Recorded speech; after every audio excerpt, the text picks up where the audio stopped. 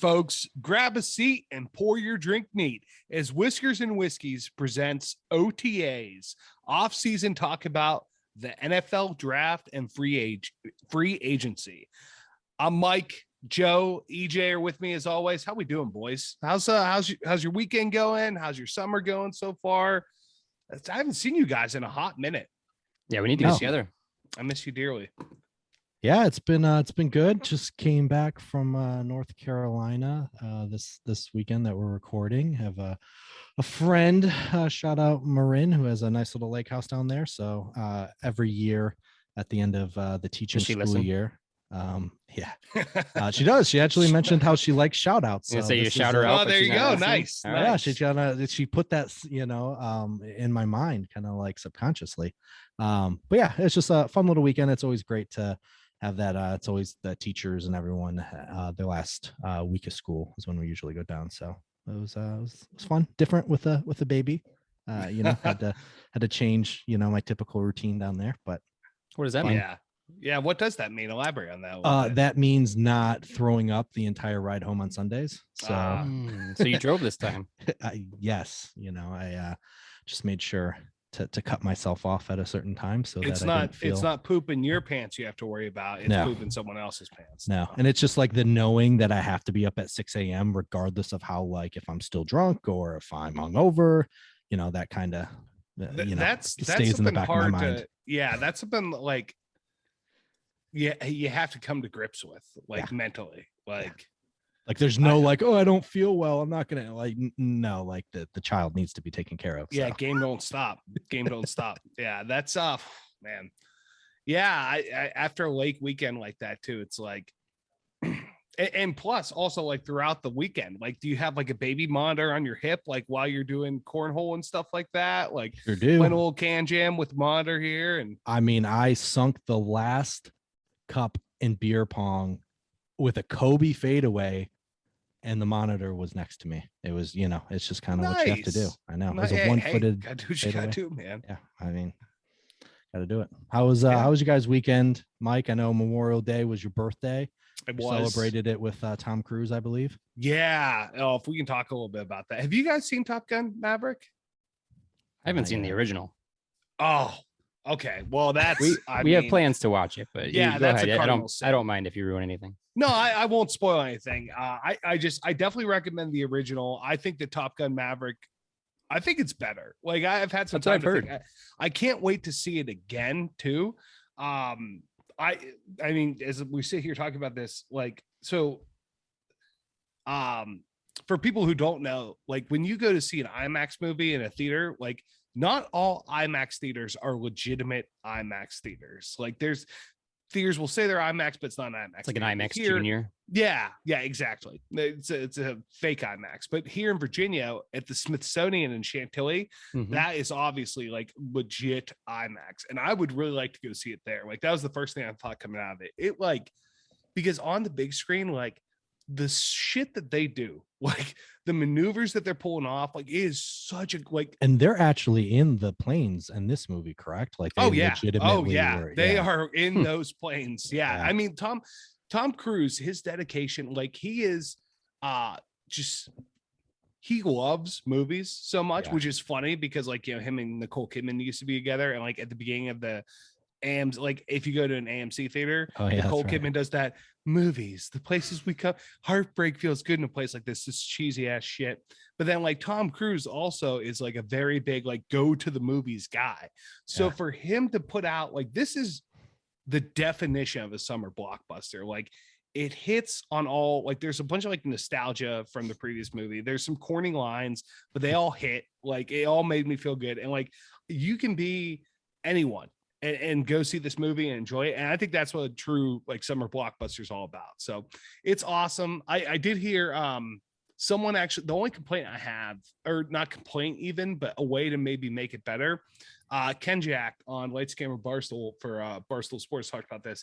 He said, if you were to switch Glenn Powell, who plays Hangman, who's like the Iceman character, and Miles Teller, who plays Rooster Goose's son, if you swap them, he thinks it could be a better movie. I kind of agree with that because like Miles Teller's kind of an asshole. Like he gives off a good asshole vibe. Yeah. And then Glenn Powell's like got this, baby face. They should have, he can rock a mustache and everybody wants some. He's rocking a mustache in that. So I kind of wish he would have had a mustache too, but that's it was great though. I highly recommend it. It's like the true summer blockbuster in every sense of the word. I will say, Scientology aside, like Tom Cruise just he can do it. Like these Mission Impossible were on like Mission Impossible 15 and I still watch them. Like oh my god, and they're getting better. Like they're the good. second He's trilogy, in great shape and does all my stunts and stuff. Like I enjoy watching him. He might die making a movie like that's like because he keeps going like to the next level. Like that second trilogy with Ghost Protocol, Rogue Nation, and Fallout was incredible. Fallout was, and they've gotten better each step of the way. And then there was a trailer for the new one, Dead Reckoning, which is 2 parts, in which he does have you guys seen the video of the stunt where he legit drives a motorcycle off a cliff? No. Like there's videos from when they were filming a parachute. Oh yeah, but he just drives that sucker right off a cliff. Well, he did. I forget what the movie was called, where he's the pilot flying like drug money or drugs or whatever to like South America or Central America. He's But he or actually I don't even know if it was that. Made. But it might have been Mission Impossible where he's on the side of the plane. He actually was Rogue right? Nation. That was Rogue Nation. Yeah, he was on the side of the plane. Getting my planes mixed up a little bit. No, but I actually want to see that movie. I saw it. It was all right. Yeah, that was crazy. What's the guy's name? That was Pablo Escobar's pilot. He was based on that guy. I think that's the idea. Yeah. Flew for I don't know if it was a true story or what, but yeah. No, yeah. So I love that, and I also want to say I saw Hell or High Water for the first time this weekend, which is part of like Taylor Sheridan's shout out Yellowstone, his like trilogy, his unofficial Frontier trilogy, which includes Sicario, Hell or High Water, and Wind River. I'd never seen Hell or High Water or Wind River before, so I watched Hell or High Water last night. It was awesome. Yeah, I didn't really like Sicario, to be honest with you. I feel like I can't. I like those. Really? Yeah, Sicario's good. Even I gotta watch it again. I just feel like I came away at the end and just was like, okay, like I don't know. What didn't you like? I don't. You don't like action? Maybe I have to watch it again. But Benicio being like a badass. Who was the female role in that? The female lead? I think it changed for the second one, didn't it? Or was it the same person? No, it's a different. Maybe it was. I didn't realize it was going to be more movies, and it ended. I feel like it ended on like anticlimactic. Did you see both? No. So maybe that's what I need to. Maybe it was just that. Well, I feel like at the end I was just kind of like underwhelmed at how it ended, but maybe it was because it was a planned like. Well, no, it's like it's kind of like it's the neo western, right? Emily so Blunt. It's kind of like that. Emily Blunt, yeah, that's right. It kind of feels like maybe I got to watch it again. Like in westerns, sometimes that ending's a little ambiguous, like Shane. Like that's kind of what's because Hell or High Water ends in a very similar way, where it's like, all right, we're done here now. Like, yeah, maybe it was that. It was just kind of like we're done. I feel like, wasn't she like working with people and then they like, I don't know, not did something illegal, but it like she was going to kill something. Him. Okay. Yeah. And he was going to kill her. Yeah. And Del Toro went rogue and killed this guy and his whole family, and then showed up at her apartment. And he's like, "Well, I could kill you." And then he's walking away, and she aims her gun at him off the balcony. But then he goes, and then credits. That's it. Okay, yeah, maybe it was that. Maybe it was just kind of like sick. Hell or High Water is I don't think she's in the second one. Okay. Joe, you went all like Tim Allen recently. We've had a lot of stuff going around the house lately. Yeah, even today. Your deck replacement. So we replaced about a third of the deck they had rotted boards.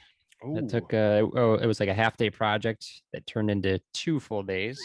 My buddy from work helped me, but it's done. And I think if I got a company to do it, it would have been a couple grand, but it cost me $600. So buddy, with that, the wood. I will pay you in beers, pizza, and whatever else you want. I have a door frame that's rotting, the door out to my deck, and then my basement door is rotting too. So if you know how to do this, potentially, I would. I didn't really know what I was doing with the deck. It was kind of pull it up, with a crowbar and see what you have underneath, because I didn't know what to expect. So we did have a guy coming out Friday. He was a contractor coming out to assess it and give us a quote and tell us what they were going to do, and he backed out. So I said, all right, screw it, let's do this. So we just tore it up, saw what it looked like, and redid it. So dude, it was good fine. for you, man. I would be like, sir, can please come back? Like, I kind of need you for this. These kind of companies, though, like especially right now, they're not hurting for business. So oh yeah, prices, it's a premium right now. We're getting our bathroom remodeled, and that's going to be something. Also crazy with that bathroom remodel. I don't know if I told you guys, we signed the paperwork and they're like, all right, we're going to start sometime within the next 150 days. I'm like, can you come again? I know a few people who, and make sure you read that contract, because with the price of wood and supplies, I know a few people who are building houses right now, and they've been delayed like a year at least. And then they tried to, like my barber, he's building a house, and they tried to charge him like 50 grand more for the price of wood. And he's like, no, we got a contract. Yeah. Well, that was one thing I checked in the contract is price of materials is sneaky. So cost goes up for them. Yeah. They try and put it on you. Yeah, pass it on. Yeah. All right. Well, why don't we talk about what we're drinking here? I'm excited about it. It's another like nice, refreshing drink for these nice summer days. So, Joe, what are we drinking? Boy up here. Yeah, so I wanted to take this opportunity again during our off season to try something different, but something that's not crazy. Where I know we all had plans this weekend, everyone's running around doing stuff, so I didn't want everyone to have to run out and get, I don't know, milk thistle. So we have a whiskey jam sour. So it's a take on a whiskey sour. We've done a few different variations of whiskey sour, but this one literally includes jam or jelly. So it's there we go. Yeah. So it's 2 parts whiskey. It says to use Scotch, but whiskey sour, you can use whatever you want. 2 parts whiskey, 3/4 part lemon juice, 1/4 part simple syrup, 2 teaspoons of jam of your choice. I went with a raspberry because that's all we had, and a dash of bitters. So I actually, cheers. Let's do it. Cheers, boys.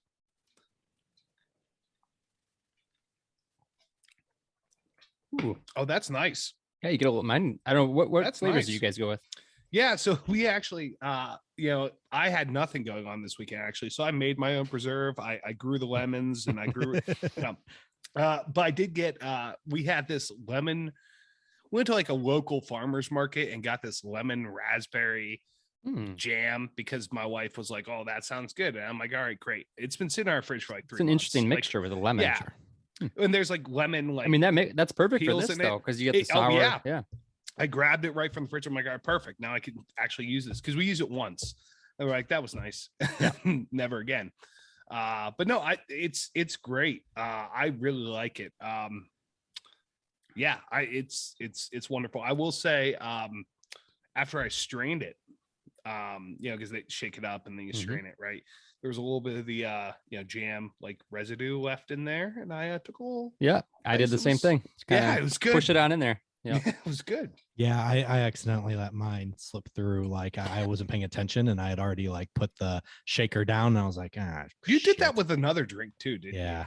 So I have a very similar story to Mike, where we went to a farmer's market in our neighborhood, and some guy was making, or he was selling homemade jam that he was making, and we grabbed a couple, and there was one particular flavor that it sounded so good at the time. I think I was hungry, and then I really haven't used it at all, just here and there.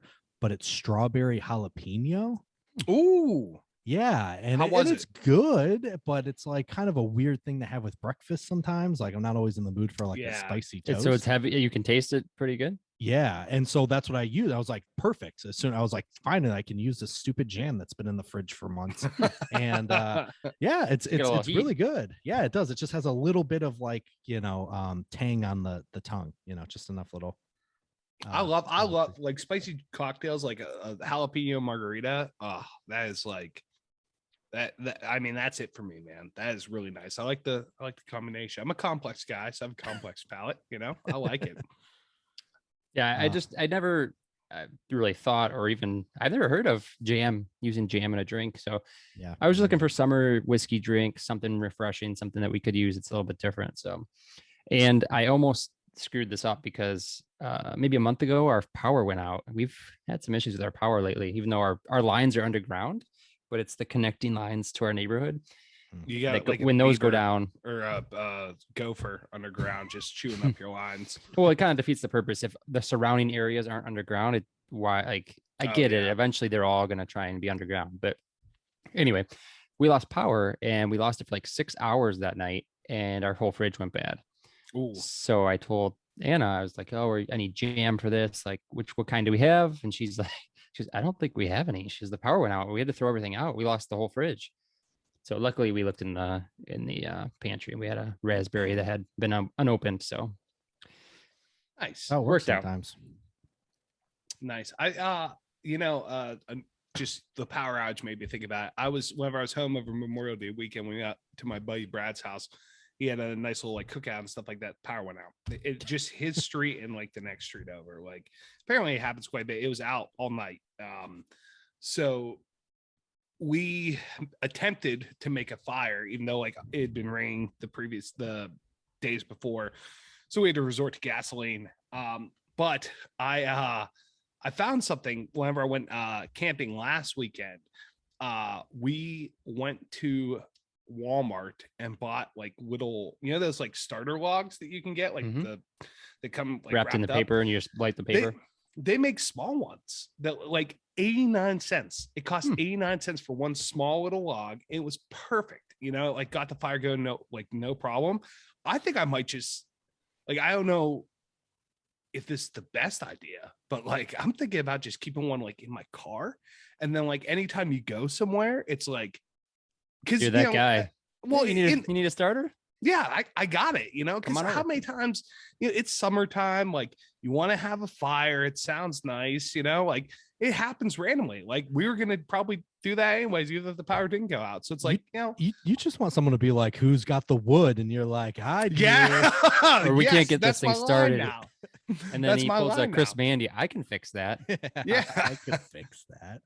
I mean, it's I can be the fire guy. I can be the fire starter. There you go. Fire guy. Yeah, come on over. Although I've never had problems with fire here, so yeah, I never had problem with wood either. Well, I used to use those in my fireplace though. When we lived in the townhouse, we'd buy the starters and just throw that in and get it going. We had that big snowstorm. Oh gosh, a couple years ago. I was living in an apartment by myself. I had a wood burning fireplace there too, and we used that. Like right before we got out of work early, and I stopped and picked stuff up right before the snowstorm hit. We kept the fire going all weekend, but definitely it's pretty dangerous, I think, having a wood burning fireplace in an apartment, because boy, you start drinking and you start feeding that fire, and I'm throwing like extra stuff on it, and boy, oh boy, those flames really shot out of there at one point, like licking the mantle above the fireplace. And that was my first time where I've been like, am I going to burn an apartment complex down here? Like, I love how you said the first time. So there's been more than one time. No, that was the only time. It was a lesson learned, but still it was interesting. It's like, boy, fire safety really is. After that, I bought a fire extinguisher and kept it under my sink. So good call. Yeah. All right, well, why don't we take a quick break before we jump right into all things NFL here. We have quite a few things to talk about. Like, as I was thinking about, topics for this episode, it's just like I thought about one thing and then it just was like, oh, and this and this and this. It was a pretty crazy off season for the NFL. So quick break. All right, we will be right back. Hey there, Michigan friends. Are you sick with a voice like me and you need to keep your kids occupied? Or do you just need a fun way to keep your kids busy on college football Saturdays when you just want to have drinks with the boys? Jump into a Callahan. Callahan Party Rentals, that is. They have inflatables for all ages. Maybe you just hit your 4-game parlay. Even you can run a victory lap on one of the Callahan Party Rentals bounce houses. Find them online at facebook.com/Callahan Party Rentals. All right, welcome back. Now it's time to talk all things NFL. And like I had mentioned, I guess I don't even remember now if it was off air or now on air, but so much to talk about. I guess it was on air now that I think about it. So much to talk about. Let's start with the NFL draft. It was in Vegas. Vegas, baby. It looked Vegas. awesome. I have to say this first and foremost. I think I texted Joe on the day, and I forget if I don't say it now, but can we just talk about Derek Carr's hair and what was going on with him? He's a melon guy. He should stick with the melons. So he was on stage because it was Vegas and he's a Raider, before when Goodell was doing his opening remarks or whatever. And I don't know, that dude just looked like a total douche. Like the way he's a nice guy too. Does he wear eyeliner? It looks like it, doesn't I think it's just what he looks like. I guess, I mean, it probably is just what he looks like, but he just looks like he wears, like he should be singing like weed for My Chemical Romance, like he's just. I would say he looks similar to Johnny Depp, but I think Johnny Depp does wear makeup. Johnny Depp, I feel, hey, Johnny Depp, shout out Johnny Depp, he was just here. We should have had him on. Yeah. How's his trial going? Yeah, I don't know. It was just something about him because, like, I think Joe said, he seems like a pretty cool dude and a pretty like down to earth guy. But there's just something to do with the way he had the faux hawk and like his eyeliner, and he had like black like earrings on, and I don't know. There's just something about him that looked so douchey. Well, I don't know. I don't know if he had a faux hawk. I think he's just growing it out, and it was like slicked in like like it's grown out in the middle, and he like maybe shaved the sides. I'm wondering if he's going for like the man bun thing. Yeah, it was definitely so like tighter on the sides and longer in the middle. But I don't know. I mean, is it that or is it his Marv hair from Home Alone? Like, just shave it. Just keep it shaved. Like, that's your look. Stick with it. So what did you guys think of the draft as far as just actually like before we move on from stuff? Derek Carr? Did you guys see what Devontae Adams had to say about Carr? No, I know we talked about it a little bit in our Instagram chat. Yeah, what he said. Derek Carr or Devontae Adams asked to compare Derek Carr to Aaron Rodgers, and he said, "Really, there's not much difference skill wise. If I'm going to be honest." So now they have to say this. Tyreek Hill did the same thing. They said compare Tua and Mahomes, and he's like, accuracy wise, I'm thinking Tua. He just puts it right there in the breadbasket where I want it. Like, you can't bury the guy, and like Tua. Well, you can still you can sidestep. You could say, well, they have different skill sets, I'm not a card-carrying member of Two and On, but like I obviously love the guy. But there's ways to get around let's it. Be real. So to be fair, though, when I saw that, Joe, and I thought the same thing. I was like, okay, like it's just a stupid thing to say. Now this is unfair for him, but he expanded a lot on that comment, and basically what he said, so he said like comparing Aaron Rodgers to Derek Carr, and he was like, well, Aaron Rodgers is like, I mean, people can disagree, but he's going to be a Hall of Famer. So he said that's like comparing me to Jerry Rice. Like, it's just not a fair comparison. And he's like, now, can I try and get my way to Jerry Rice? Sure, and I still have time to do it. So and then he was like, Derek Carr is the same thing. Like, I don't know, man. I feel like Devontae Adams and Jerry Rice are a little bit closer than Derek Carr and Aaron Rodgers. I agree, but I think he at least we'll see now. He's got his best weapon, and people have to remember they played at Fresno State together, so they're like really close, good friends. Oh, did they play together at Fresno State? Yeah, that was the big storyline when he went out there. I think that kind of helped. That's a big reason why he went. Plus, he's like, I got a year left, 2 years left with Rodgers. Like, let's go somewhere where I can stay like long term. And it's Vegas. Yeah, it's Vegas. Because a lot of his family said in 8 years, like his grandma hasn't seen him play football because she's not going to Green Bay. So he was like, it was. So he's like, being in Vegas. Go to Vegas, though. I'm not going up there. Yeah, she's already in the casino all the time. Just like one of those old people, just playing her penny slots, getting her buffet. Like, she's living her life. I mean, he even said too, he was like, now my family can come, and he's like, suites are much more expensive in Vegas than Green Bay, but he's like, I'm happy to to have like more family members attend my games and stuff. So it was a lot. Are they more expensive? I wouldn't think a suite is more expensive in Vegas than Green Bay. At least Vegas not doesn't that have much that, of a difference. That fan base built up yet, I would assume. I don't. I think it's just because of the casinos by the suites, right? Location. Yeah, but still, like Green Bay, I mean, there are Packers fans everywhere. Sure. You know, like I think the demand. If I had a choice between seeing a game in Vegas versus Green Bay in the suite, I'd probably say Green Bay because I wouldn't want to just sit out with the schlubs freezing my dick off. You know, like.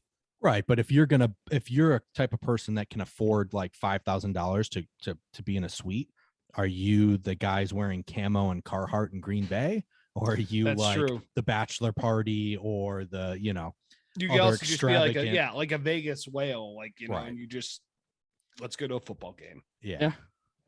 Okay, sorry, didn't mean to sidetrack us, but I thought of that comparison when we started talking about Derek Carr. No, yeah, it was a pretty crazy comment, but like I said, to his defense, he at least talked about it and expanded upon it, so it wasn't as like nonsensical as that little clip made it out. For the record, I do think he's overrated, but not Derek Carr bad.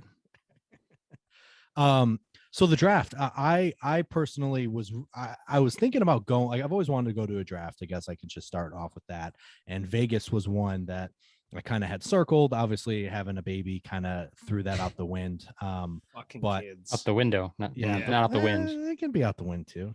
Wind helps out the window. But I will say, I don't even care if it's going to be like the shittiest draft in the last 24 years. But 2024 in Detroit, like I'm there. Like I'm taking. What if you have another baby? Tough luck. Chloe's coming with me, and Kelly. You're coming with. But I'm excited. I'm definitely gonna go. It's probably gonna be snowing because that's what would happen in April. In April in the D. April in the D. But have you guys ever like had any interest in going to the draft or ever thought about potentially going? Honestly, I would have been hotter on it if it was still like it. I think going to see it Radio City in New York would be pretty cool, though. Like now I think about the logistics of being in New York, and I hate that. Is it hard to get tickets? Like I always assumed when it was in New York that it was so limited and like it was just impossible. Yeah, Radio to get City is in. Definitely like hard to get into. If they do it outside or whatever, like then you can go. Like in Vegas, you could just show up. Mm-hmm. I don't know. Yeah, that's true. So I've never really thought about it for that reason. Just I assumed it was so hard to get into. Yeah, I definitely think it's easier now because like you said, like you might not get the first 10 rows it's like a concert, right? You might not have the stadium seating in the concert, but you can be in the lawn and still like feel it and be somewhat close. I want to be one of those fans that sits in that chair that just Roger Goodell ripped farts into for a whole hours on end last year. Basement. And then you just get to sit in that chair like musty, stinky leather chair that's why I also don't like movie theaters that have the leather seats as opposed to the normal seats. Just went to leather really traps things, like it's gross, man. Actually, by the way, over the weekend we went and saw Jurassic Park on Friday. So I forgot to mention that. Yeah. How'd you like it? Was it good?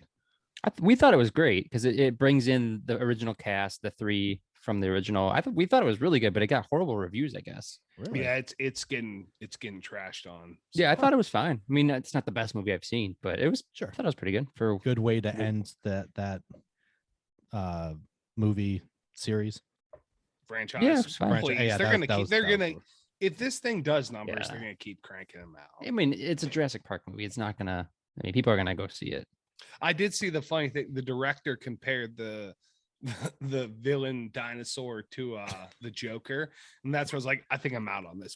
Like, why does everything have to be the Joker? Like, let's just. What was the guys? What did he draw on? Dude, I don't know. I have no idea. Maybe the dinosaur laugh. Let the world burn type of thing. Like I think the best part of that movie was Goldblum and his one-liners. Like he was great. He was hilarious. He's still Goldblum. Yeah.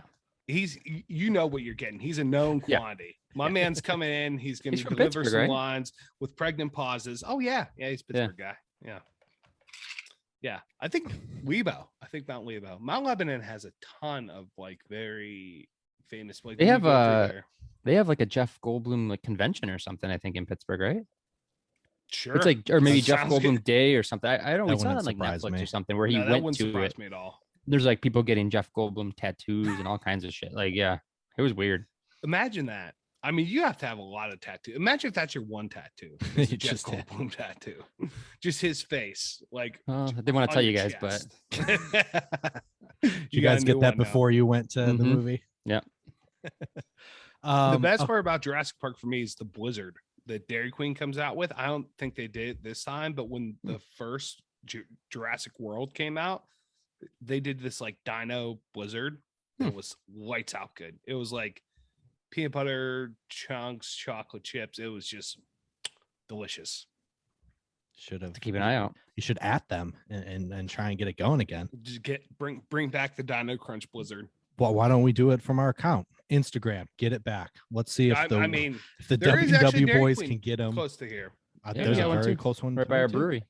Oh, there's one. I was to say there's one in Manassas, but Oh, I have one like literally right down my road by Brothers Encore. well. I know. Okay, so another kind of more generic question for you guys with the draft. How do you approach a draft? Like, is it a big deal to you? I know, and maybe it's because the For us. Lions fan in me. Like, Every year, Hope unfortunately, springs eternal. like I enjoy it. Like, I get Best day excited of the year for it. us. Yeah, I Yeah. get excited for it. Like, I think about like, am I gonna have some wings? Because I probably haven't had wings in a while, right? Like, I crushed some wings last night. I think about it. Is that how you guys think about the draft, or is it just kind of like, Yeah, you I know, like when the it's here, it's mystery here? around like where you're picking, kind of trying to navigate what's going to be left when you get there. Oh, I mean, you all the guys just have to mocks. worry about like one pick. Yeah, being yeah. off. Well, that makes it even that more exciting. This year, who knew?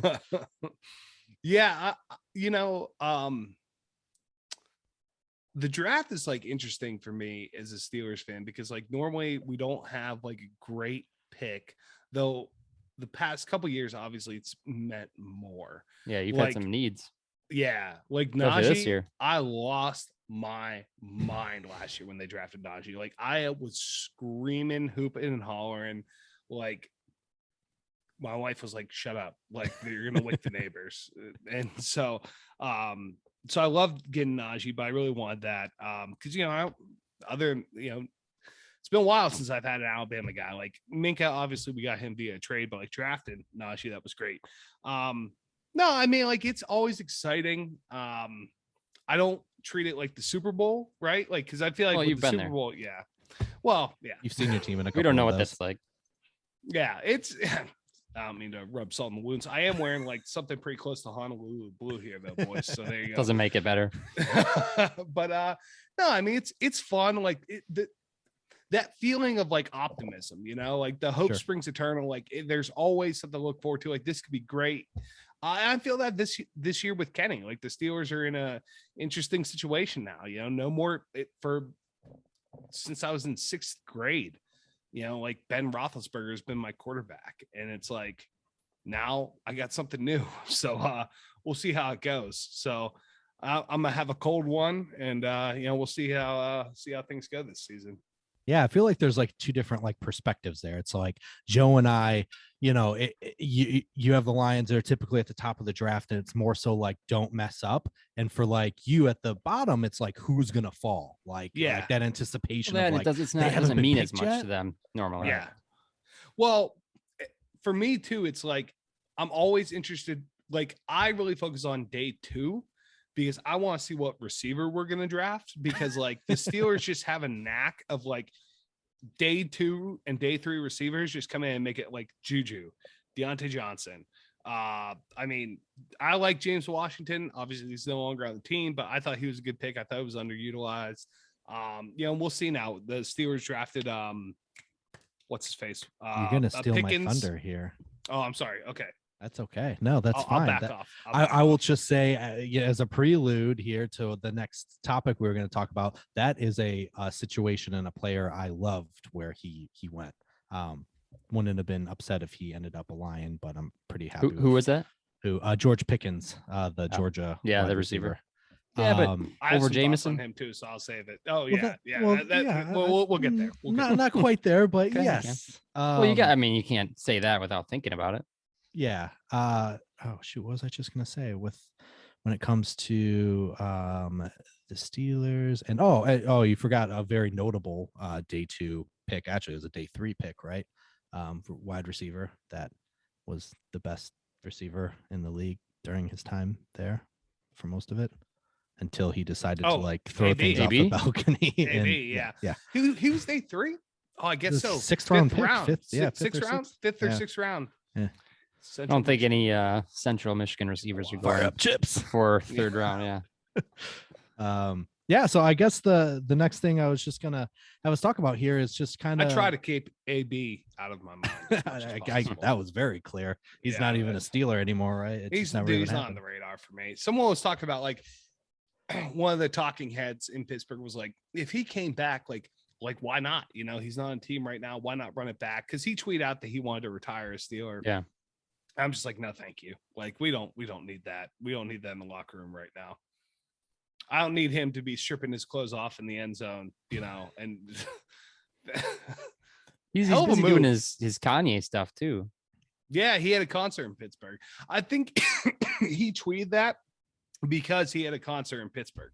He wanted to try to like get some, fans, get the core public attendance, opinion in his favor. So, well, I did see like him. I think he's a big part, or has a part with Kanye's new agency for sports. Oh, does he? Yeah, he's got. I think he's got some CFO, some title on the board, whatever. But I did see, you know, who non-football related, CCO, Chief Crazy Officer, probably. Although in Kanye's organization, that's a high bar to clear. But one not football related, but one huge player that I saw that is signed with that agency is Jaylen Brown from the Celtics. Oh, yeah, he's one of either their first or biggest. What's that series clients. At? 2-2. 2-2. So I will say this about Kanye, like pre-Kardashian, like if you just go to Spotify and just sounds like you're playing the blame game here. The top 5, and it'll just play the top 5, and then it'll go to the top 10, depending on if you're on your phone or if you're on a computer. Those are just straight hits. Like I almost kind of forgot how College Dropout, Late Registration, like bangers on bangers. Yeah, like he before he started to do fart noises into songs, like which is literally what he did on like 2 albums ago. His music was awesome. I love. I just remember listening Through the Wire and be like, my man's jaw's wired shut. Like what in the world? Like it was. I mean, and music videos too. Like I think All Falls Down is like one of the best music videos of all time, where he's it's first person video and he's run through the airport with the hot chick from Clueless. She's like hard nipples in the video the whole time. That's pretty funny. Yeah. Listen, I mean, that came out whenever I was in like 10th grade. That was a very like pivotal 9th or 10th grade. That was like a very, you can't get hard nipple past this guy, whatever was in my pubescent years. Yeah. So you really enjoy hanging out with Chris Mandia then, right? Because those things never shut off. That's always why I hang out with him. That's like nipples. The whole reason. Okay, so that's why I watch Friends. Back to the question I was going to have for you guys. So now that obviously I don't know about you guys prior to this, but definitely doing this podcast made me pay attention to a lot more in college football than I typically would have, right? Typically I'm just watching the Spartans and maybe a couple other Big Ten teams, and that's pretty much it. So this year I felt like I just had a better understanding of a lot more of the players in the draft and having potentially watched a quarter or whatnot of them. So I guess my question to you guys is, so which college players do you think found a great home in the draft, and which ones maybe found like a terrible situation? Well, I kind of feel bad for him. I texted you guys this when the pick was made, but Aiden Hutchinson feels that's like such a that's lamb and tuna fish right there coming together. Maybe like spaghetti and meatball, if that's a better reference. That's what you prefer. That's what you prefer. Like that feels like such a good fit there. Like with MCDC, like he's just a crazy dude, and I think what do you guys think? I know it's not, EJ, it's a little sacrilegious for you, but Joe, you had to be thrilled, man. I'm happy with it. I mean, we got to wait and see. Like, I'm happy with the pick, but I would have been fine with. You have to wait and see with everyone. But yeah, I would have been fine with Thibodeau too. Like, you don't know till you know, right? So, I mean, I'm happy with it, but we'll see. I think you really want Tibbs, right? You really want him.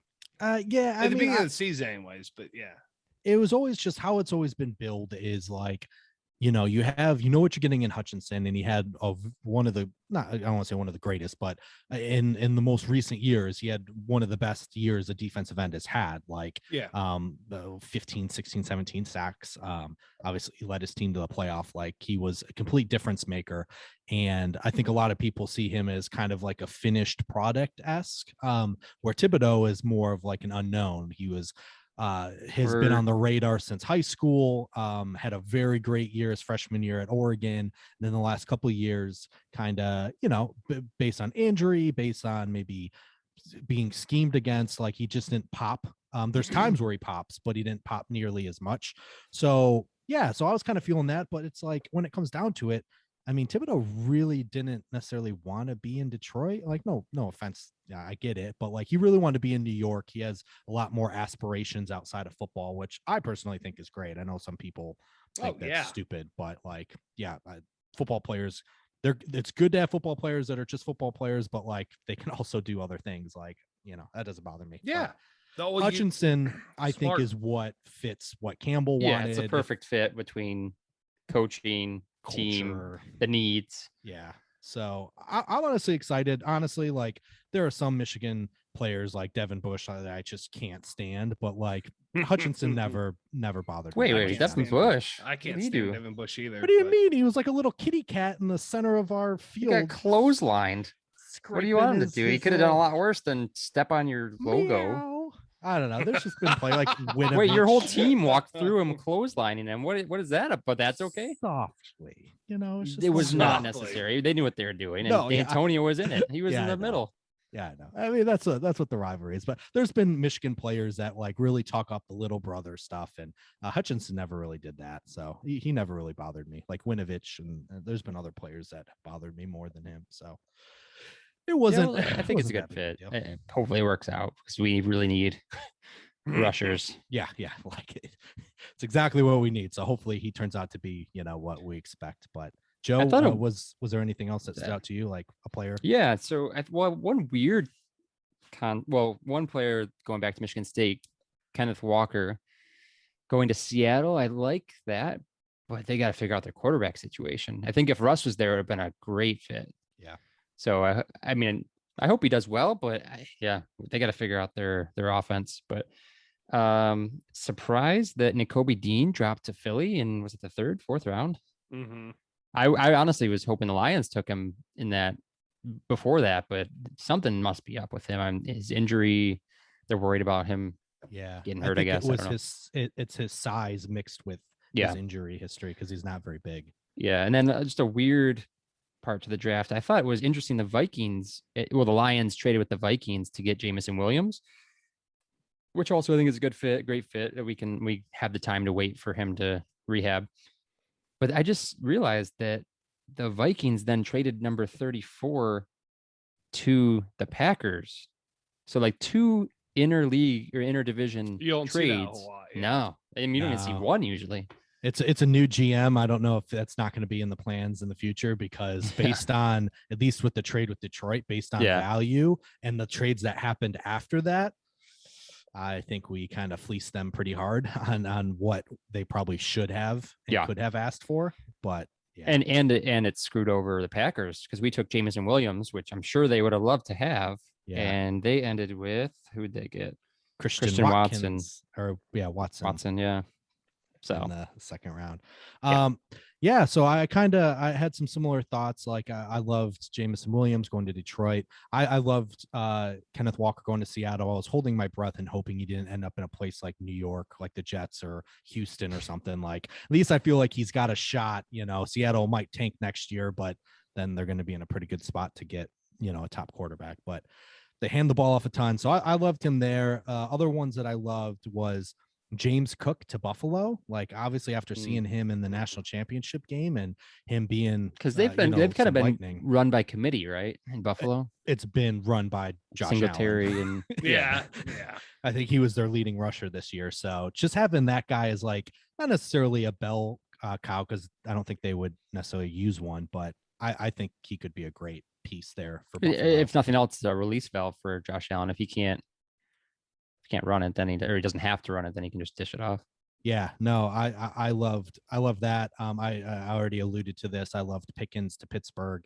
That's a player I would have liked if the Lions had stayed at like 32 to 34. Like I think I would have been happy with him. He coming off the injury, and he had a great national championship game. And before that, he has the capability. He's pretty big, fast. I think that was, like Mike said, I think that might be the next good second round receiver there. The other one, sorry, Mike, I think where Baltimore got Kyle Hamilton and where they got Tyler Linderbaum. I mean, I was gonna bring up Linderbaum. I thought that Linderbaum was a good pick. I was actually scrolling through some stuff here. Yeah. Well, so I'm not too high on Hamilton just because I don't believe in anyone from Notre Dame. But the fact that the Eagles swooped in, I'm sorry, what were you gonna say? No, go ahead. I'll bring it up after. I was gonna say the fact that the Eagles swooped in and took Jordan Davis. Yeah, I was like, I'm nervous. Like, this guy's gonna be a problem if he plays for Baltimore. So, I'm glad I didn't have to worry about that. Kyle Hamilton. Like, again, I don't trust anyone who goes to Notre Dame, but Linderbaum, I thought that was a really good pick because, I mean, it just feels right. Iowa center going to Baltimore, like there's something gritty. Like, even though they're two of the most, you can't get much more different than Iowa versus Baltimore, Maryland. Like, those are two totally different things, but just the grittiness factor, I think it works. So. Yeah, that's what I was gonna say. Joe, what were you gonna say about Davis?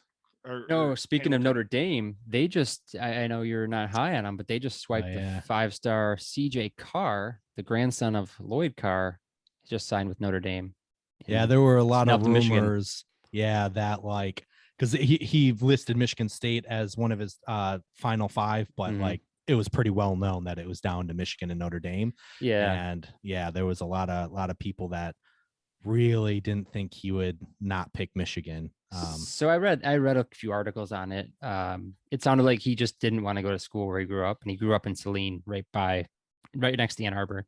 Sure. For obvious reasons, and he just said he wanted to go away for school. So, which makes sense. So can't really hate the kid for wanting to do his own thing. Yeah, and people roasting Lloyd Carr for wearing a Notre Dame hat. It's like, come on, you gotta support your family. Yeah.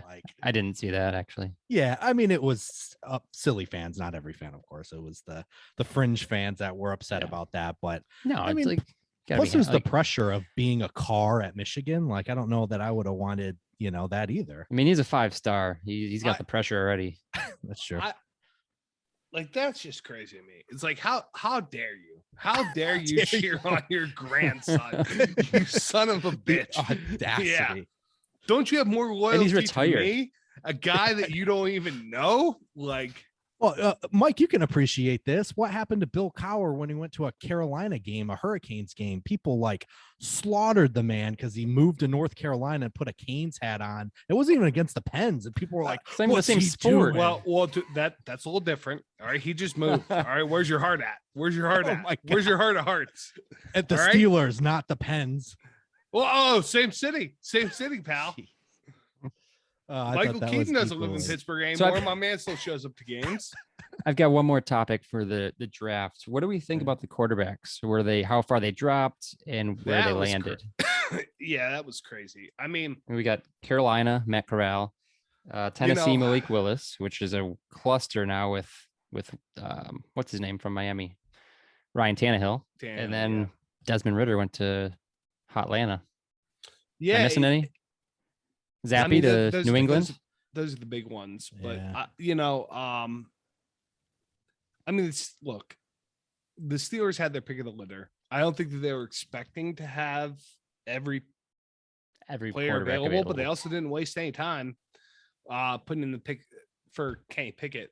I will say that they are in a unique situation because I mean, anything like Kenny Pickett's been at the UPMC facility for years now, right? Like it feels like he was at Pitt for forever. I mean, because he was there for like 6 years. He was there for forever, but yeah, paid off. But like anything, like if he would have like, like said a mean word to like the lunch lady there or something, like they were gonna know about it, right? Yeah. So, the fact that like they definitely had the closest look at him, but I was very surprised that like after he went, there was still not a quarterback pick for a long time. Was it the third round? Yeah. So I obviously I paid closer attention to the quarterbacks, than I typically would because the Lions are in need. So I feel like I was following along. Obviously, Malik Willis was always in a headline and mocked to Detroit a million times. And I thought it was telling. And obviously, I'm not an expert here, so I'm not going to act like I was trying to say like I was shocked at who got drafted first or when the other ones got drafted, because I thought it was telling when after the draft, a reporter asked Brad Holmes, the Lions GM, because obviously it's not a secret that I don't think they really see Goff as the long-term solution, but they definitely aren't going to just panic and get one to get one. But when they asked him like what he thought about this, he said, I thought the quarterbacks went exactly where like teams evaluated them, or right where, or he's like, I thought their evaluations were right on par with where they were drafted. And that just shocked me. Really? Like it shocked me as a fan base because of all the media just talking all about these quarterbacks. And then you just hear that like clearly his view and every other GM's view of the quarterbacks was but everyone just kept talking about how poor the quarterback play was for this draft. So I think that's what he means. It's not surprising that they dropped because there was no clear winner. Like even Pickett going first was not guaranteed or not even. No. What? Was kind of a surprise too. I thought it was going to be Malik Willis because they spent so much time with Willis, and they spent a lot of time with Ritter too as part of the pre-draft process. But I guess they had more to learn about him as opposed to Kenny. And like EJ, I think this goes back to like your original point about like the draft, right? It's like hope springs eternal. Like right now, this is a great field. I almost don't want. I don't want the season to start. I don't want to play another. Like I want paper. the NFL to go defunct, and that's it because this feels great right now. Unless Kenny Pickett wins a Super Bowl with the Pittsburgh Steelers, then failure. That's all it is. So yeah, I mean, obviously this was a historic draft in that sense because I think it was the first time in 20, 30 years that the first quarterback off the board was drafted that far in this first round. So it was just one of those things where you always hear about the potential with all these quarterbacks every year. And I mean, when you have years with like Christian Ponder and Blake Bortles and these other Mitch Trubisky's, being drafted in the top tens. Speaking of Mitch, you just expect, even if it was a bad quarterback class, you still expect two of them to go in the top 10, right? And someone to reach, but none of those GMs did. I mean, I thought Pickett was definitely the most ready. I mean, that was clearly evident that he was the one that you didn't have to project. Like, you feel you've seen enough of him and he was very successful, him and his tiny hands. But yeah, I mean, he's basically like the Burger King guy, the Whopper guy, right? With the tiny hands. I mean, like I said, if he doesn't win a Super Bowl, then for the Steelers, that's an abject failure. That's just the way it is. I don't know, man. I mean, we'll see. Whatever. A lot of people are like bashing the pick and stuff like that. I mean, hey, let's have some hope. Let's see what happens here.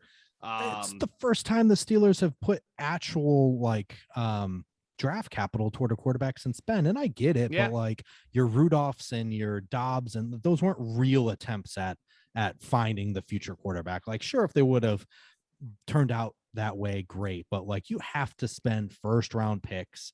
Really? I mean, I know there's outliers, but for the most part, like, did you know Tom Brady was drafted?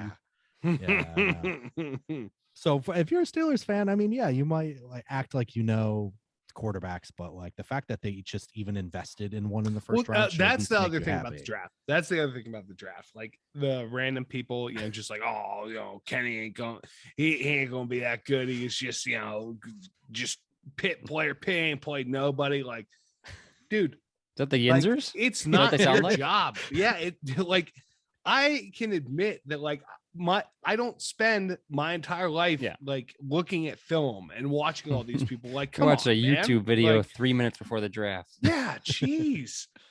You're next. Oh well, actually, it's funny. Someone, I don't know who, but as part of the pre-draft process, apparently Kenny mentioned that like his thumb double hinges, so like the way he grips a ball, like his thumb hinges out, so he's able to get I did see an that extra couple inches of it makes his hand bigger. Yeah, exactly. I'm just like, all right, guys, like what are we doing here? Hey, I mean, didn't you see his game against the Spartans in the bowl game? I mean, that's all you need to know. Right. Yeah. Slide cancel. Yeah, that would have been such a good. I was really looking forward to that. Is that for the listeners? The he didn't actually play in that game. No, it was Walker opted. I was looking forward to get drafted. Kenny Walker and Kenny going against each other, but it didn't happen. But the fake slide rule, though, that's just for college, right? You can still do it now. I don't know. Yeah, in the NFL, do a little fake. So. Yeah, I feel like Rodgers does that shit all the time. Like, and then he gets upset when he actually does get hit because he fakes like a slide, and then like when he actually does slide and he gets hit, he gets upset about it. Okay, so before we end this little segment here, was there any situations you like, players that you thought went to a bad place, or anything like that? I can start off. Devin Lloyd was someone, a linebacker from Utah, that I was excited if the Lions were to pick him, and I just kind of felt bad. I mean, he went to Jacksonville, and like I get it, like Peterson's there and everything, but I don't know. It was a player that I kind of hoped found his way to a better team, but kind of feel like hopefully it's not wasted for him. But I mean, everyone that got drafted to the Giants, I feel bad for. Are they going to be a team that's in the quarterback raffle next year? 1,000%. Yeah. Unless Danny Dimes wins the MVP, I think them not picking up his 5th-year option as a quarterback is pretty telling. The only other thing I kind of laughed at the Packers draft. I mean, they took Quay Walker, an off-ball linebacker, with their first pick, and then they had another first-round pick from the Adams trade, and they took another Georgia defensive lineman. Like, sure, Wyatt's probably pretty solid, but like there's a clear gap now in their offense, and I mean, Christian Watson in the 2nd round. I mean, the kid played at North Dakota State, so I don't know if it's fair to expect him to immediately contribute. And if you're on your last year or two with Rodgers, you probably want you want that. Yeah, you want that home run hitter. But I don't know. What about Mechie to Houston? That sucks for him. Yeah. Anyone to Houston. That's what I was right now, at least. Right now. Oh, you don't believe in Davis Mills? Who? The Giraffe? Lovie Smith. Yeah. I mean, they're going to be another team that's in the quarterback draft, and Lovie will probably be gone by then. But I think the timeline doesn't really match up for Mechie. He'll be gone before they can do anything. Yeah. Okay, so why don't we then transition here? So why don't we kind of focus more on the free agency and trade market, especially with the trade market here, was pretty crazy. So why don't we do a little different little format here? So I'm going to read you guys a player and where he ended up, and you're going to tell me whether you thought that transaction, whether it was a trade or free agency, was like a top shelf trade or pickup, like it was just a really good fit for them, whether you can look at the perspective of the player or the team. That's what I was going to ask. So is it overall or either one? So either both of them, or it can be half and half. Yeah, explain it. Or was it like the rails, like the Vladdy vodka, like the Juarez tequila, like it was just not good for either the player or just not good for the team. So I'll start off here. I'll just read you guys these players, and then you guys give me your thoughts. So Tyreek Hill to the Miami Dolphins. What do you think? Well,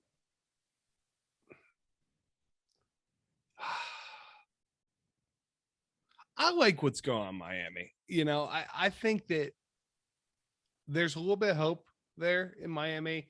I like Tua, obviously, but go figure. I don't think he's they got some weapons now, man. Between Hill and Waddle, like they got something going down there. So, I think that there's definitely potential for that to work out. It's good for Hill. He got what he wanted. Gets the payday. Like money. Exactly. So, do I think it's going to work out? I think the Dolphins are definitely trending in the right direction as a franchise. So, for me, I'm cool with it. I think it was a good decision. Joe, top shelf or rail? So I'm kind of the same thing. I'm kind of torn, but I think I just convinced myself, similar to Mike, I think it's top shelf because one, from Tyreek's perspective, he gets paid. From the Dolphins' perspective, they get one of the fastest, arguably one of the best receivers in the game. Cheetah, baby. So you can't go wrong on either side, depending on how you look at it. Cheetah's got a Super Bowl, so I think it's top shelf, but whether it's going to work out, TBD. We'll see. You have Hill, Waddle, offensive guru from Los Angeles. Like it's Tua, it's put up or shut up now. Yeah. All right, next player. Oh, it's just so interesting. It's like, the top the offensive coordinators that come in become head coaches. Like, this could be real interesting because he's a character too. Like, you see all his interviews and stuff like that. Head coach. Like, yeah, he's young too, right? He's like super early young. 30s. He looks like Doogie Howser, head coach. All right, next player, Von Miller to the Buffalo Bills. I almost forgot about this. It's been so long. I forgot about this too. Did he get paid though? Rail. Oh, he got big paid. Did he? 6 years. I think it's top shelf. Top shelf for him. I kind of think it's rail for Buffalo though. I don't think they're gonna get what they're paying for because he's getting older. He's coming off a Super Bowl win, which he kind of fell into. I just don't see it. I don't think he's gonna produce like they want him to. I'm with you. Top shelf for Vaughn, but for the Bills, I think Von Miller's kind of on the decline. Like, he's not getting any younger. That's for damn sure. So how old is Von Miller? Let's look. It's a good question. I kind of see it as like, it's one of those deals. They had to give him the time, and it's like the number of years, and it's going to be horrible at the end of them. But like, if they can get like how long was it? I think it was 5 or 6. So he's 33. So that's till he's 38, 39. Yeah. That's crazy. So I think the idea is like play that long. Like DeMarcus Ware in Denver, right? Where he was a great running mate with Von Miller when they won that. I think you're hoping that it's like immediate. Like you really are expecting next year is the year. In the playoffs with the Rams, I will say he did make an impact once the playoffs started. Yeah, but you're playing opposite Aaron Donald. Sure. So top question on Von Miller. Did Von Miller buy a house in LA? that was the top. Or did he just like how people like if he bought a house, he's definitely not going anywhere. Right. Well, buddy, apparently not. Okay, next one. Matt Ryan to the Indianapolis Colts. Top shelf or rail? That's a tough one. I think Matty Ice still has some in the tank. Okay. What else are you going to do if you're the Colts? This is kind of like they've been treading water. I'm curious what else they tried to do before this panned out. They tried to get Phillip Rivers out of retirement. And even him with his 19 kids was like, nah, I'm good. I can't afford my kids, but I'm not coming back. You know what this is? This is real, but this is like you're home and like you think you're out of booze, but then you find like that cheap, like you maybe your parents' house or something like that. You find like a bottle of Vladdy or like something. Why did your parents have Vladdy? This is a bad comparison, but it's like if you're looking for booze, it's like, oh my gosh, I actually do have something left here. Like I got something. Or this is what it is. You're at your parents' house. there's like a 6-pack of Sea Breezes in the fridge. It's like, well, I guess something. this is gonna have to do. It's something, you know. So I think that's a fair is. comparison. Yeah. Let's see. So his base salary is 17 mil with a bonus of 7.5 for 2022. So I think it's real. I don't think he's not making anywhere near like top tier quarterback pay. Obviously, he was just traded. For the Colts, it works. I mean, you get a guy who, but you know, if he still has some in the tank, so it might be top shelf. If he does, guys, I would say it's real until proven otherwise. Because he didn't do anything in Atlanta. He went to a Super Bowl, but they didn't win it. I think he's on the decline. He's kind of like Von Miller. I think he's on the decline. He's not getting paid. I think I don't know. I don't see it working out. It's tough because Indianapolis has a very good team and they just can't find that quarterback, and they're gonna end up being like out of this like window. I almost wonder if it's like they're so good effort that nobody wants to trade with them for that reason, because they're like, oh, then that'll put them over the top. But I think I could see this playing out like a Carson Wentz 2.0. I think he's just gonna. He's not gonna carry the team. So how do you feel? I'll just skip down. I had this guy a little further, but how do you guys then feel about Carson Wentz to Washington? Boo! Top shelf for real. I think he's done. That's a swig of laddie, dude. That's a big swig of laddie right there. That's it's funny because like living here, like all the fans of the Commanders, everyone's hopeful, and then I think after week 3, they're just gonna be like, get this guy out of here. You've seen people hopeful about it? I mean, come on.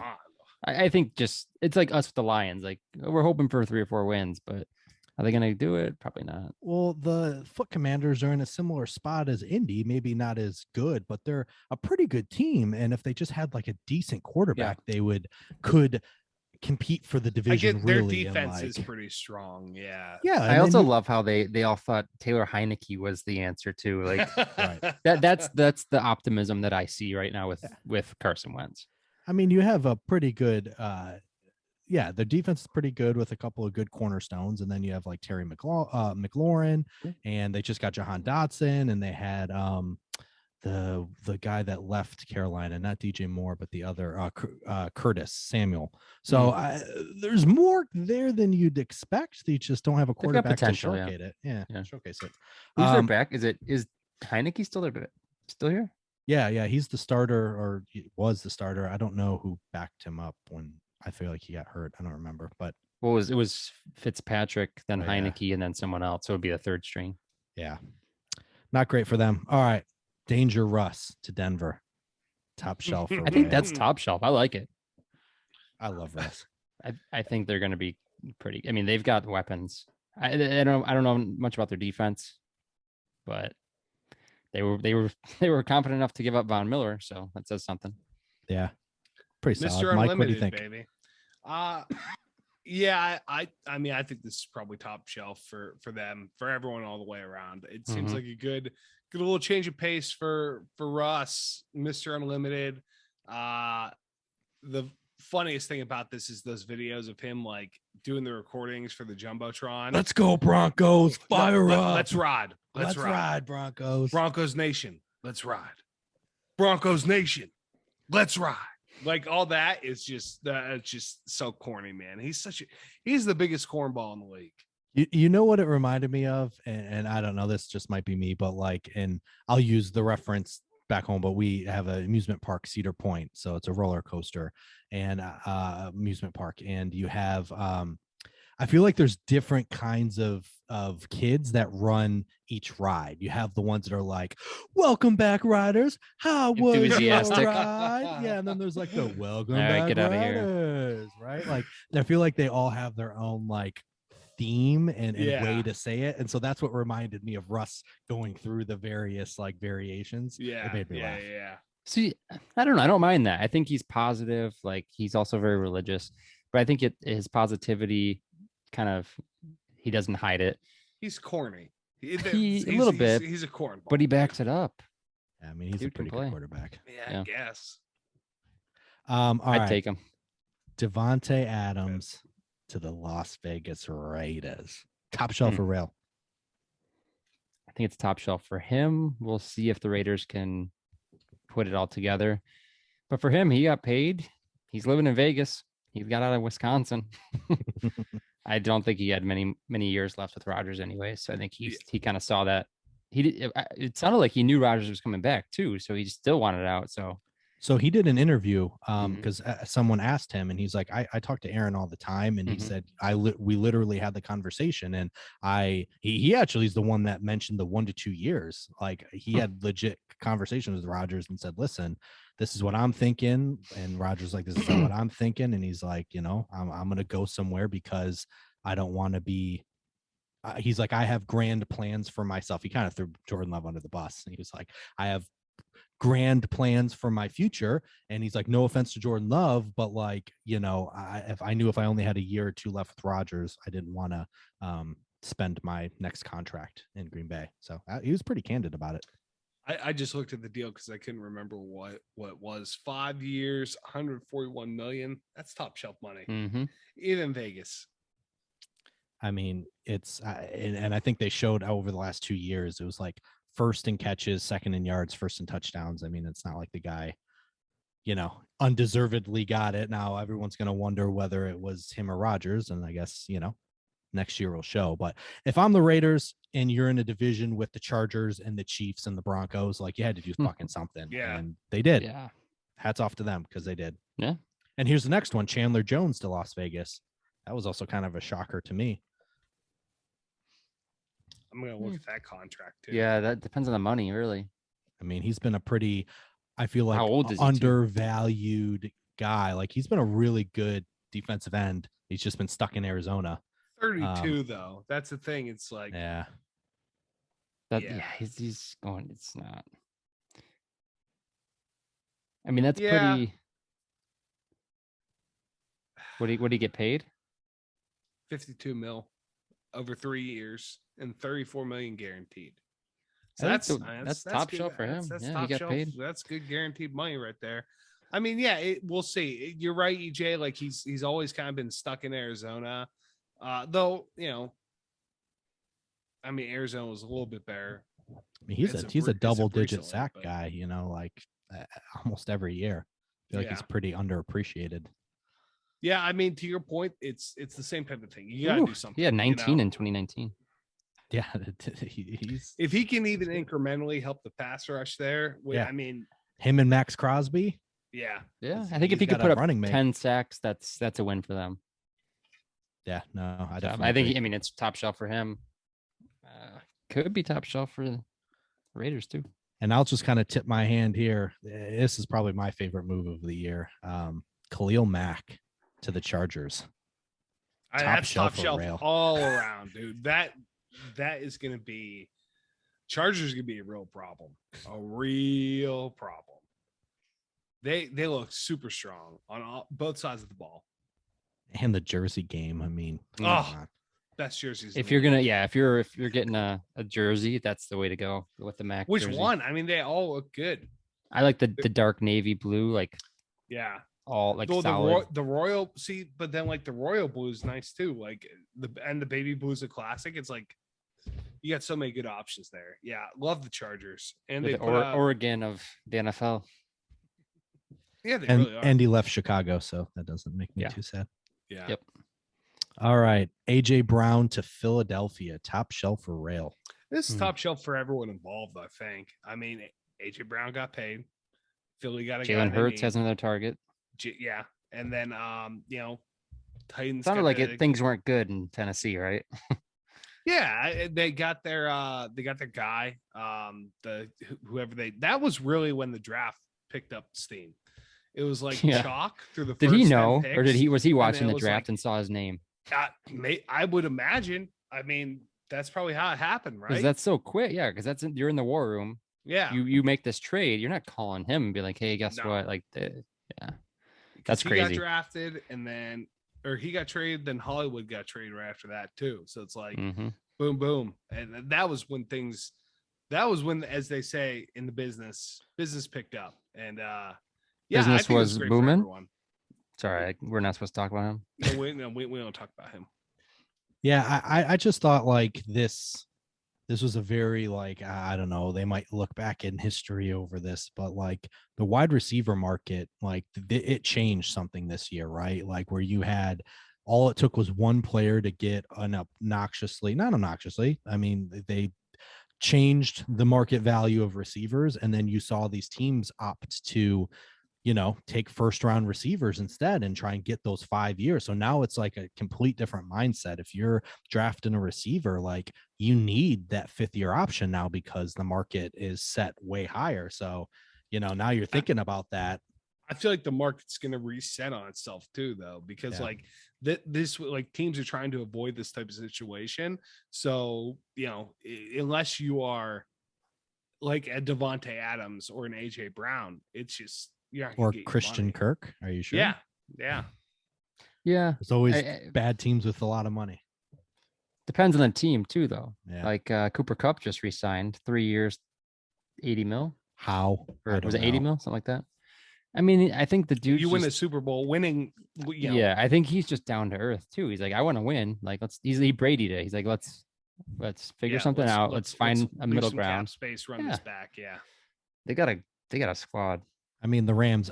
Eventually, the check's going to come due, but until then, like they're revolutionary. Who cares? Like, they're revolutionizing how the salary cap. Like they don't care that they're going to be probably paying $70 million to players that are retired and not playing in a couple of years. But Bobby Bonilla, right? You won that Super Bowl, right. It doesn't even matter at this point because or multiple Super Bowls. Who knows? That's the Lions' luck. Is they're gonna.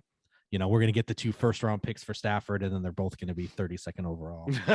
if they keep signing players the way they have been. Did you guys hear? It's kind of off topic, but did you guys see the McVay interview?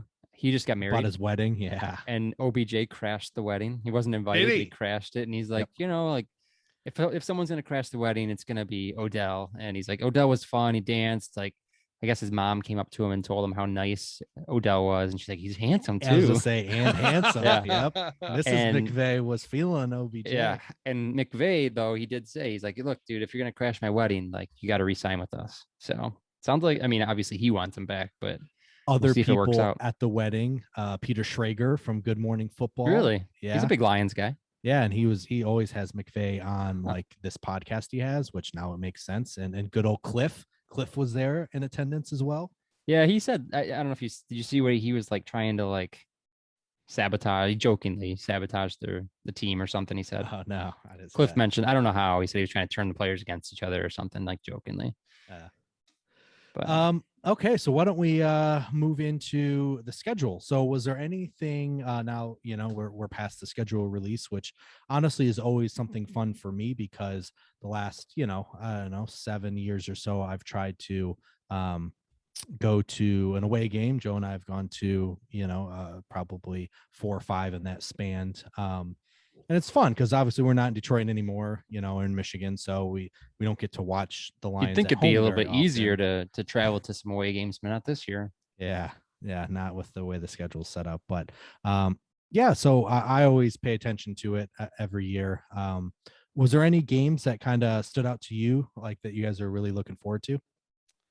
I'm looking at the schedule right now. So I know for me, too much attention. First game of the year, obviously the Super Bowl champs hosted on that Thursday night, Los Angeles, and they host the Buffalo Bills. I think that's a great. Oh, I did hear that. To the season. That'll be a good game. I'm just looking at the primetime games. Yeah. Oh, and just a side note here, the NFL finally, for years now, they've been able to do the flex scheduling for Sunday night football, which I think is genius. Yeah. To be able to move games in and out at the end of the season. And they announced, I don't know if it's starting this year, I think it's the following season, it might be this year, where you're able to flex Monday night games. Thank God, because how many times did they put crappy teams, like teams that turned out to be crappy, and then you're stuck with like a Bears going to like New England in December? Like, who cares? So the Monday Night Football week 1 is a pretty good game too. Denver at Seattle. Russ goes home. Mm-hmm. No first week time. Yeah. Monday night. Yeah. Week 2, we got Chargers at Kansas City. That'll be the first time to see like Chargers, the revamped Chargers. Are they ready? And Kansas City without like Tyreek and Who knows what that'll look like? Are they still Week on top? 17, New Year's Day, Sunday Night Football is Rams at Chargers. That's gonna be a good one.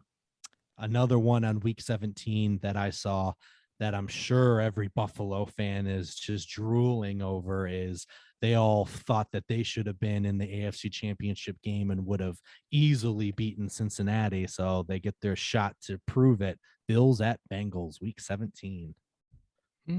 What could have been the AFC Championship game had, the Bills guarded Tyreek Hill and now let him run, It was a bold strategy. Untouched. With 10 seconds left, letting them get in the field goal range. Yeah. Not to get back into the offseason signings and trades, but Juju in Kansas City, and he's making like $2 million a year or something stupid. Yeah, less than Addison is making at USC next year. Maybe Juju should go back. Yeah, seriously. I mean, that's the other piece of it, right? I mean, if you can't get the big deal, now you have from to college. sign. If you can't get the big deal, if you're not like Devontae getting big money, you just got to sign a 1-year deal somewhere and then hope. Well, that's what we did with DJ Chark. Yeah, he wasn't getting the big money. He was also hurt. So he signs the Lions. Maybe, hopefully, something works out for him. I will say though, in Juju's defense, if you're like, okay, so my market value is pretty low at present, how can I raise it? Chark went, Jared Goff. Yeah. And Juju went, Patrick Mahomes. Yeah. Patrick Mahomes. Business decision there. Yeah. I think Juju is in his best opportunity to raise his market value for the I think Dan Campbell was like, look, we're gonna get Goff out of here. Just sign him for a year. We'll figure it out after. Like once we get Bryce Young, we'll bring you back. Young kid. Yeah. So the only other things that I noted with the schedule this year was, is this arguably the worst Thanksgiving Day schedule in years? I mean, to be fair, I'm loving Buffalo goes to Detroit. Now, whether that's a good game, probably not. No. But like, I'm enjoying seeing a different team and Buffalo coming to town. But the other games, Giants at Cowboys, Patriots at Vikings. I mean, I've said for this years, might be a pretty terrible slate. I mean, I'm sorry guys, but like, why do we have to have the Lions play every year and the Cowboys for that matter? Do you want to know? I have the answer. Yes, whatever it is, I'm sure it's a reason that we can overcome. Like as a nation, we can come together and change this. This is actually something. This is Vanderbilt's excuse on why they haven't been booted from the SEC. Is because they're not allowed. They literally have it written in the guidelines that like they are founding member of the SEC and cannot be removed. Detroit was the ones that invented the Thanksgiving Day game. So because of that, because it is our game that we invented, they will never be removed. It's our game. Thanksgiving wouldn't happen. Jerry Jones and money. Jerry World. Yeah. Yeah, but to be fair though, Mike, like, and this is what it is most years. This is the only time the Lions are on. Yeah, we don't have any primetime games. It's not even a Thursday night game. Yeah. Like technically, this is a Thursday night game, but like, let us watch one on TV. Every team gets a primetime game a year. This is ours, even though it's not really primetime. Our nationally televised game, if I guess that's how you want to phrase it. But just let us be, okay? Let us live. Okay, so I guess the last thing we have to talk about here, I guess there was probably one more, whether it was top shelf or rail, free agency signing. In this case, it was a trade, but Deshaun Watson. So actually, can we preface? I want to stop right here. This is in this segment of the podcast, we are going to use vulgar language, and this is probably a mature audience only. So if you have kids for some reason and you're listening to us, this might be the time to potentially listen in the car, the podcast. If you have maybe a coworker that you don't necessarily want to listen to like crude things with, this might be the time to change it. So viewer discretion is advised. If you're listening at work without headphones, that's on you. What the hell is going on with Deshaun Watson right now? Yeah, it's just nice to see the Cleveland Browns. It couldn't happen to a better franchise. I mean, as a Steelers fan, and just as a human being too, throw the book at this guy. Like, just I think that the NFL is just waiting to get all of their information so that they can just be like, because you don't want to screw this up. You don't want to Ray Rice this thing, right? Because like they do not have the best track record of like applying punishments appropriately. The punishment does not fit the crime in the NHL, in the NFL, or in the NHL for that matter. Jacob Trouba should be in jail, but yeah, just throw the book at this guy, man. Like, get him out of here. Like, what were the Browns thinking? You have Baker Mayfield, who, like, I get not everyone's super high on Mayfield, but like, he was fine. You know, he was kind of like, honestly, I think last year he just gutted it out. Like, he was clearly injured, and he's just like, well, I'm just gonna, you know, do my best here, go out there, get the damn thing done. And you isolated him. Like, assuming that Deshaun Watson can't play this year, like, I mean, Baker has to go out there and ball so that he can, because clearly the Browns aren't going to trade him. He's been excused from camp.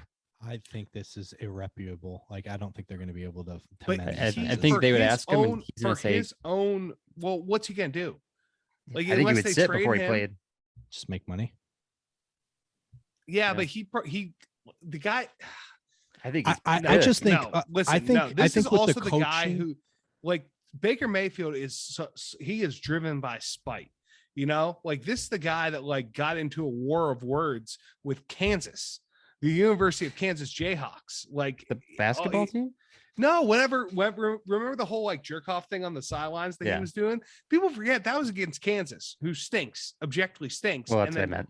Went to run the score on him. Right. Yeah. You would want to argue with. Right. So I think I could see Baker just go out there and balling, and then just being like, all right, peace, I'm out. You know? I think the opposite. I think he'd rather spite them and sit and just say, fuck you guys. I'm going to sit here and you guys are screwed. You don't have a quarterback. I mean, he could do to really stick it to him, have a great year, get him to the playoffs, and be like, all right, yeah, but then the team's succeeding for a year. So the team is succeeding, but they're not winning a championship. He's succeeding, showing what he can do, and then he's like, I'm going to sit. Honestly, I don't think he's going to do that. I think the problem is bridges have just been like, they're not even just burned. They're like exploded and like incapable of being able to. And this is not just with the coaching staff and ownership. No, it's like his teammates have all like been like, oh, I'm so glad he's gone. Like, so sick and tired of him. Like, I just don't think, even if it was in the best interest of him to play football next year and in the best interest of the Browns to not have a third string quarterback playing, I just think that relationship is so beyond repair. Like, just holistically, I don't think he can walk back in there, even if he wanted to. I just feel that wanted to play. Trade the guy. Or I think it's in both teams' both his and their best interest to release him. Yeah, at this point, it's crazy. But like, I will say, and I think I kind of texted with you, Mike, and we definitely disagreed with this point. And clearly, you know, I've been proven wrong here. But I was 100% for Cleveland taking a risk with him back then, right? Back when we knew what we knew with Watson. Yeah, with Watson, excuse me. But for $230 million guaranteed. Well, I meant with like the trading and everything. There's a catch to that though. So if you're Cleveland, you have a pretty solid team. And you've had just revolving door after revolving door. Yeah, they've had like 35 quarterbacks in the last 10 years. And if you're deciding that Baker's not your guy, right or wrong, like Watson's track record as a football player, not as a human being, clearly was good. Like on shitty Houston teams, like he was a difference maker. So I thought that risk was worth it. Now, obviously, now that we've learned that there is another case, a 24th case, and because of that, there's actually a clause in his contract that the Browns stupidly still have to pay him, I think, the first 2 years guaranteed. But after that, because it's new evidence that he didn't willfully give them, that they can get out of the rest of that contract. Now, they're not going to get their draft capital back, so that still is overall an L. But I mean, this 24th case is crazy. I don't know if you've heard it, but this lady, this is why it's going to be viewer discretion. But essentially, dude's naked, has towel on, says like, hey, do you want to like touch my cock? And she's like, no. So when she says no, he pulls towel off and then jizzes on her face and chest. So like, this lady's going to tell this story, and it's not just he kept trying to get me to touch it and he even showed me it, right? Like, this is like another step above, like definitely borderline, if not criminal. I mean, obviously you have to be able to prove That's it. criminal. So, yeah, that is criminal. Yeah, you have to. Well, I meant like proving it. Like, I don't know. That's assault, evidence. brother. Like, so I that's just insane. And then beyond that, they come out with a report that says that this dude has had 66 masseuses in 18 months in Houston. Now, I can understand one or Traveling. two, like, I'm trying to find the right one. I would even understand one for every NFL city that you're going to. Like, maybe you don't want to fly your person out or whatever. Like, I could even I could see that. Yeah, you're going like before your game that. or something. I don't know.